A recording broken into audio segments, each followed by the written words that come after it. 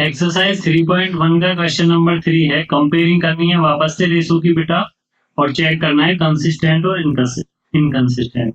यानी कि मैं अगर बात करूं A1/A2 अगर नॉट इक्वल टू B1/B2 आ जाता है तो बता चुका हूं मैं, ग्राफ पर लाइन ऐसे जाएगी, यानी कि एक यूनिक पॉइंट होगा, यानी कि एक सॉल्यूशन होगा। और अगर A1/A2 और B1/B2 और C1/C2 बराबर आ जाते हैं तीनों, तो लाइन दी जाएगी, यानी कि आप कह सकते हो कोइंसिडेंट होगी। ठीक है ना। अगर ये दोनों सिचुएशन सेटिस्फाई हो जाती हैं, या तो A1/A2 not equal to B1/B2 हो, या तीनों ही बराबर हो, तो इस प्रकार की लीनियर इक्वेशंस कहलाती हैं बेटा कंसिस्टेंटली। ठीक है, हिंदी में बोलते हैं इसे संगत। संगत समझ गए। अगर संगत का मतलब कोई पॉइंट, जैसे तुम्हारी संगति होती है ना, तुम्हारे फ्रेंड होते हैं, हो सकता है तुम्हारा एक फ्रेंड हो या हो सकता है तुम्हारे, तो ऐसी ये लाइन है। अगर ये एक पॉइंट पर मिल रही है तो यानी कि इनका एक फ्रेंड हो गया। अगर बहुत सारे पॉइंट पर मिल रहे हैं तो बहुत सारे पॉइंट हो गए।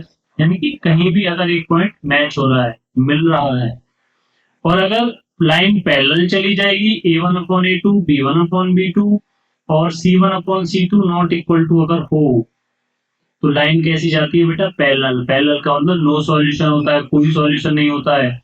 यानी कि तू अपने रास्ते जा और मैं अपने रास्ते जा रहा हूँ, कोई भी संगति नहीं है कहीं भी एक दूसरे की। हिंदी में बोलते हैं इसको असंगत। जब एक दूसरे से कोई मेल हो ही नहीं, किसी भी पॉइंट का कोई भी पॉइंट एक दूसरे से नहीं मिल रहा है, उस कंडीशन में लाइन होती है बेटा इनकंसिस्टेंट। कंसिस्टेंट समझ गए। जब किसी पॉइंट पर मिल जाए, एक पर मिले या बहुत सारे पॉइंट पर। और इनकंसिस्टेंट होती है जब एक दूसरे से दूर चली जाए। दूर का मतलब एक दूसरे से कभी मिले ही नहीं, हो जाती है इनकंसिस्टेंट। चेक करते हैं। पहली की अगर बात करें तो क्या हो जाएगा बेटा 3, एक्स का कोएफिशिएंट क्या है 3, यहाँ एक्स का कोएफिशिएंट क्या है 2, यहाँ एक y का कोएफिशिएंट क्या है 2, यहाँ y का कोएफिशिएंट क्या है -3। तो क्या पता चला A1/A2 B1/B2 के बराबर नहीं है। समझ गए। यानी कि लाइन कैसी जाएगी, वन सॉल्यूशन होगा और एक यूनिक पॉइंट पर काटेगी, इसलिए लाइन कैसी होगी कंसिस्टेंट होगी। खत्म। नेक्स्ट क्वेश्चन देखिए। ये खुद से करना है या मैं ही कर ही दे रहा हूँ। 2/4, 2/4 का मतलब क्या हो गया 1/2, -3/-6, ये भी 3 से 6 बार कट जाएगा बेटा, ये भी 1/2 आ गया। और सीधा सीधा कंपेयर कर दीजिए, कोई दिक्कत नहीं है। -8/-9 लिख लीजिए, तो इधर ले आइए, नहीं तो सीधा भी लिख दीजिए, क्योंकि दोनों ही इक्वल में लिखे हुए हैं। 8/9, ये ध्यान रखना, एरर हो सकता है, या तो एक ही तरफ ले आओ दोनों को, या दोनों को इक्वल में रहने दो। तो 1/2 और 1/2 यानी कि A1/A2 B1/B2 बराबर है, ये बराबर नहीं है, ये बराबर नहीं है। तो लाइन कैसे, बार बार बता रहा हूँ, लाइन कैसी चली जाएगी पैरेलल। पैरेलल का मतलब हो गया कोई भी पॉइंट एक दूसरे से नहीं मिलेगा, और कोई भी पॉइंट एक, तो हो जाएगी कैसी समीकरण है दोनों, कैसी इक्वेशन हो जाएंगी असंगत, यानी कि इनकंसिस्टेंट। नेक्स्ट देख। ठीक है बेटा, ये रेशो दिया हुआ है, एक्स का कोएफिशिएंट क्या है 3/2, यहाँ एक्स का कोएफिशिएंट क्या है 9, तो 3/2/9। और यहाँ देखेंगे y का कोएफिशिएंट क्या है बेटा 5/3, यहाँ y का कोएफिशिएंट क्या है बेटा -10। और यहाँ कांस्टेंट क्या है 7, और यहाँ कांस्टेंट क्या है 14।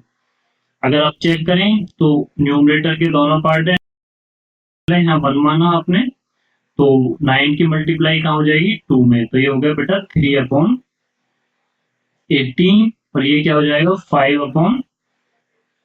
5/-30, और ये 7/14 ही रहेगा। अभी चेक करना बाकी है क्या क्या बराबर है। पहले इसको सिंपलेस्ट फॉर्म में कन्वर्ट करिए, ये हो गया बेटा 1/6।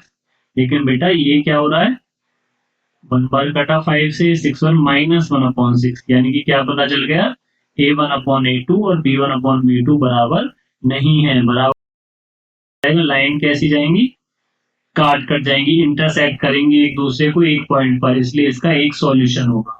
और लाइन कैसी होगी कंसिस्टेंट होगी, है ना, संगत, क्योंकि एक पॉइंट तो मिला ना कम से कम, तो कंसिस्टेंट होगी। नेक्स्ट देखिए 5 क्या लिख दोगे 5/-10। शाबाश, करना है आपको, साथ में करते रहो। -3/6, और ये है 11/-2। चेक करते हैं, 5 से 2 बार कट गया, ये 1 बार, ये 3 से 1 बार 2 बार, 11 से 1 बार 2 बार, बेटा तीनों बराबर आ गए, ये भी -1/2 है, ये भी -1/2 है, ये भी -1/2 है। क्या पता चला कि लाइन जो होगी वो कोइंसिडेंट होगी, यानी कि जब आप ग्राफ बनाओगे एक के ऊपर दूसरी लाइन जाएगी इस तरीके से ग्राफ पर, तो उस कंडीशन में बहुत सारे पॉइंट एक दूसरे से मिल रहे हैं, यानी कि बहुत सारे पॉइंट एक दूसरे की संगत में है, इसलिए ये कैसी हो जाएगी, हो जाएगी। अगर A1 अपॉन, समझ गए ना, अगर लाइन ऐसे जाए तो भी कंसिस्टेंट, अगर एक के ऊपर दूसरी लाइन जाए तो भी कंसिस्टेंट। इनकंसिस्टेंट कब होगी, जब पैरेलल चली जाएगी। शाबाश। नेक्स्ट देख, अगला है x का क्या है कोएफिशिएंट बच्चा, 4/3। यहाँ x का कोएफिशिएंट क्या है, 2, यहाँ लिख दिया 2। यहाँ बेटा y का कोएफिशिएंट क्या है, 2, और यहाँ y का कोएफिशिएंट क्या है, 3। और बेटा यहाँ कांस्टेंट क्या है, 8, और यहाँ कांस्टेंट क्या है, 12। तो 2 की मल्टीप्लाई कहाँ हो जाएगी, 3 में, क्यों होगी समझ गए, न्यूमरेटर के दोनों पार्ट हैं, डिनोमिनेटर में 1 मानोगे, 1 ऊपर गया, 2 में 3 की मल्टीप्लाई, गलती नहीं करनी है, ध्यान से सुनना मेरी बात। 4/6 हो गया, ये 2/3 हो गया, ये 8/12 हो गया, सिंपलेस्ट फॉर्म में बदलिए। 2 बार, ये 3 बार कटा, ये भी 2/3 है, ये भी 2/3 है, ये 4 से काटा, 4 2 8, ये भी बेटा 2/3 है, तीनों ही बराबर है। तीनों हो गया कि एक के ऊपर दूसरी लाइन जाएगी इस तरीके से जैसे मैंने आपके सामने बनाया है, यानी कि ये भी क्या हो जाएगा, कंसिस्टेंट हो जाएंगी दोनों लाइन। और ये आपका क्वेश्चन होता है खत्म। ध्यान से एक बार और वीडियो देखो, स्टार्टिंग से देखोगे तो और अच्छा समझ में आएगा। अगर समझ में नहीं आया तो एक बार मुझे कमेंट बॉक्स में जरूर बताएं। Thanks for watching the video.